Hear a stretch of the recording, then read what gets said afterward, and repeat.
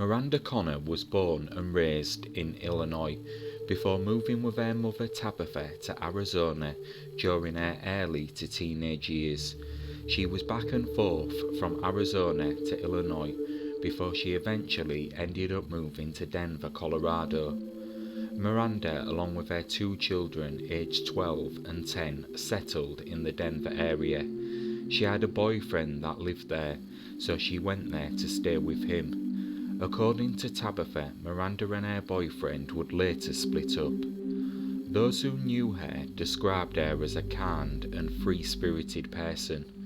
Miranda was bubbly, always goofing around and having fun, never taking anything seriously.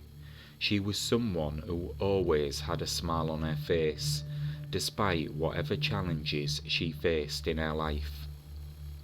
Come 2023, Miranda was living with a roommate and her two children in the Green Valley Ranch neighborhood of Denver. The single mother was a stay-at-home mum, doing the best to raise her children the best way she could. At times though, it was a struggle, especially financially. On February the 2nd, 2023, Miranda spoke with her mother on the phone and asked her for help to pay part of her rent. Nothing seemed out of the ordinary at the time. In fact, Miranda seemed her normal self. There was nothing at all that would set alarm bells ringing, and her mother sent her $300. Little did she know this would be the last time she would speak to her daughter. The following day, Miranda, who didn't have a car, was picked up by an Uber at her home in the Green Valley Ranch area and was driven to a location in Federal Heights, where she was supposed to meet up with someone. It is unclear who that person was. Miranda would never return from this meeting. The family was concerned almost immediately. One of Miranda's children called Tabitha a couple of days later to ask if she had spoken to or seen his mum. It was not necessarily unusual for Miranda to disappear for a day or two, but if she did, she would always keep in contact with her children. The call prompted Tabitha to check in with Miranda's roommate April. The roommate who would look after the children when Miranda went out or needed some time away confirmed she hadn't seen her since that night she left. Frantic at this point, friends and family tried calling Miranda's phone, but unusually no one was answering, and it appeared the phone was turned off. Her mother and roommate, knowing she would always be available for her children if nothing else, immediately knew something was wrong. April reported her missing to the Denver Police Department that day. Authorities quickly determined Miranda's last known location to be in the early morning hours near an apartment complex off the northwest corner of West 85th Avenue and North Pecos Street in Federal Heights. Her last cell phone ping was at roughly 4 a.m. in a neighborhood close to 85th Avenue.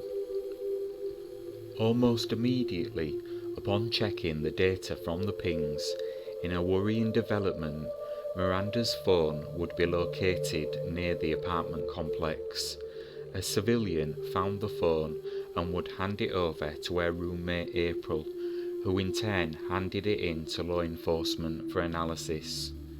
With all the evidence pointing to something happening in or near the apartment complex, officers conducted a search of the area.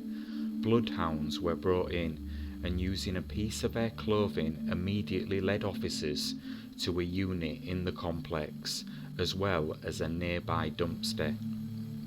A piece of discarded clothing was also found. The purple piece of fabric was believed to be the same or similar to what Miranda was last known to be wearing. Another dog led officers to a second apartment complex in the area before circling back to the first complex. Her scent was also traced to a frozen lake which was near the apartment building. All in all, the signs were deeply concerning to her loved ones. It appeared something sinister had happened at the complex. Family, friends and supporters of Miranda gathered at the apartment complex where she was last seen, canvassing the area, handing out flyers and hoping to gain any new leads to her whereabouts.